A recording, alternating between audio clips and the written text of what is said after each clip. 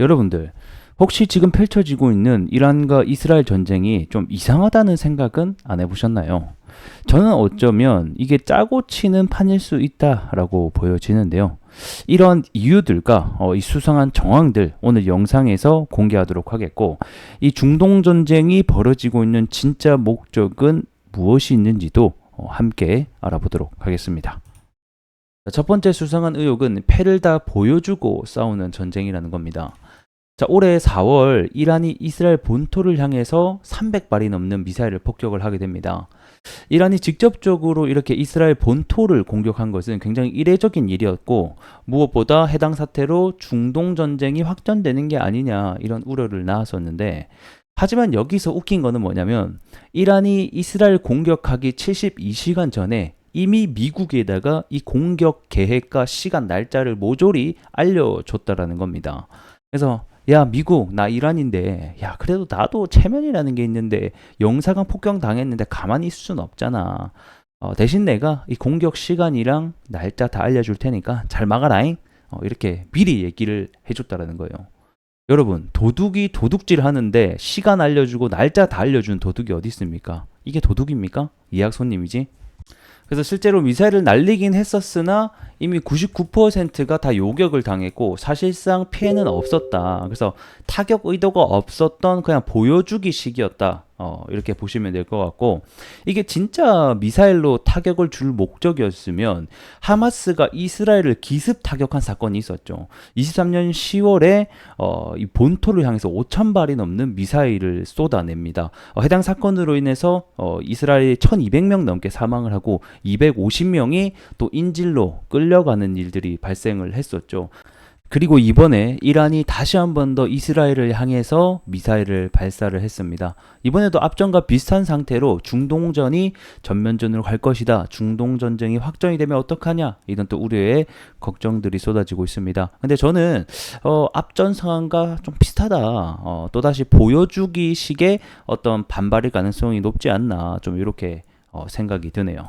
자, 그럼 두 번째, 이 돈은 어느 곳에 과연 베팅을 하고 있는가? 사실 우리의 이런 생각보다 실질적으로 증시의 자금이 어떻게 움직이는가도 굉장히 중요한 지표 중에 하나가 됩니다. 특히 이 주식 같은 경우에는 선행 지표이기 때문에 항상 좋은 것도 먼저 반영이 되고 나쁜 것도 항상 먼저 반영이 되는 특징을 가지고 있죠.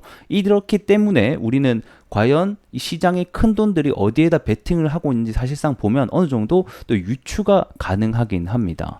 자, 그러면 진짜 전쟁이 펼쳐지고 있는 이 러시아와 우크라이나 전쟁을 예시로 함께 보도록 하겠습니다. 2022년 2월에 러우 전쟁이 처음 발발이 되는데, 이때의 지수를 보게 되면 이 코스닥 지수가 고점 대비해서 40%나 하락을 하는 모습을 볼 수가 있었고, 이렇게 세계적으로 큰 전쟁이 일어날 때마다 증시는 항상 빠지는 경향들을 볼 수가 있었다라는 겁니다. 자, 그러면 이번 10월달 이번에 다시 한 번 더 미사일을 발사하게 된 시점 기준으로 이 증시를 놓고 보게 되면 이상하네. 오히려 증시가 올라가고 있는 모습을 확인해 볼 수 있다라는 겁니다. 아니, 뭔가 이상하지 않습니까? 10월에 또다시 폭격을 가했는데도 불구하고 증시는 올라가네. 결국에는 시장에서는, 그리고 이 수많은 자금들은 중동 전쟁이 확전될 가능성이 낮다라고 보고 있는 것은 아닐까, 또 이런 생각이 들게 됩니다. 지수를 조금 더 넓게 놓고 보게 되면 분명히 하락이 있었던 때도 있었습니다. 하지만 그것은 중동 전쟁 확전에 대한 우려감 때문이 아니라 뭐였습니까? 이 미국 경기 침체에 대한 우려 목소리 때문에 하락이 나온 것으로 봤을 때는 현재 증시는 이 중동 전쟁에 대해서 크게 개의치 않는 모습이 아닐까. 그리고 실제로 돈이 베팅하고 있는 곳은 다른 쪽이다. 오히려 상승하는 곳에 좀 베팅을 하고 있는 게 아닌가, 이런 또 의심을 해보게 됩니다. 자, 그럼 이번 중동 전쟁의 진짜 목적은 무엇인가, 이걸 좀 생각해 보게 되면 이 일각에서는 또 미국의 패권 강화를 위함이 목적이 아닐까, 이런 또 의혹이 제시가 되는데, 이 최근에 50년간 지속이 되었던 이 페트로달러 협정이 끝나게 되었습니다. 이 페트로달러라고 하는 게 뭐냐면, 그러니까 석유 대금을 결제할 때 이 달러로만 결제를 하는 체제를 의미를 하게 됩니다. 그래서 이게 끝났다라는 의미는, 즉 다른 결제 수단이 들어올 수 있다. 즉 달러의 약세가 이어질 수 있다라는 의미가 되겠죠. 자, 그리고 중국이 바로 이 기회를 놓칠 리가 없을 것 같습니다. 실제로 시진핑은 이 최종 목표가 달러 패권을 무너뜨리는 것으로 굉장히 유명을 하죠. 그렇기 때문에 이 달러 페트로가 무너지자마자 이 사우디로 냅다 달려가서 이 또 우리 아랍 왕자를 실제로 만났다라는 겁니다. 가서 무슨 얘기를 했을까요? 자기네들 위안화 좀 쓰라고 얘기를 하지 않았을까요? 그래서 뭐 실제로 위안화를 쓸지에 대한 여부는 우리가 알 수가 없습니다. 여전히 달러는 국제 결제 시스템의 88%를 담당을 하고 있기 때문에 이 달러 위주의 시스템이 무너진다라는 것은 아직까지는 우리가 확인해 볼 수 없는 상황이지만, 이 다른 결제 시스템이 들어온다라는 것 이 자체만으로도 이 금융시장의 혼란을 초래할 수 있고 이 달러 패권의 약세로 이어질 수 있다라는 겁니다.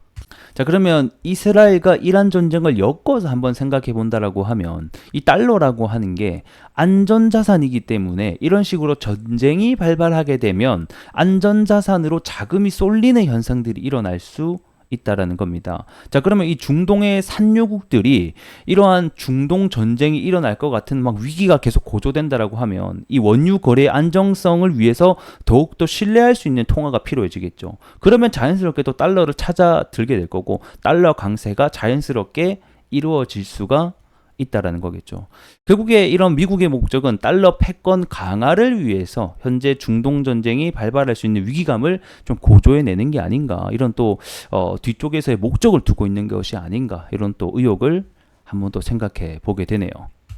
사실 그들이 전쟁하는 진짜 이유와 속셈을 알 길은 없습니다. 하지만 오늘 영상에서는 이 겉으로만 보이는 뉴스에 속지 말고 또 이런 식으로 한번 생각해 보는 건 어떨까 싶어서 제작을 해봤습니다. 자, 중동 전쟁 여러분들은 어떻게 생각을 하십니까? 이 댓글에다가 여러분들의 생각을 공유해 주시면 감사하겠고요. 좋아요 한 번씩 부탁드리면서 저는 이만 물러나 보겠습니다. 고맙습니다.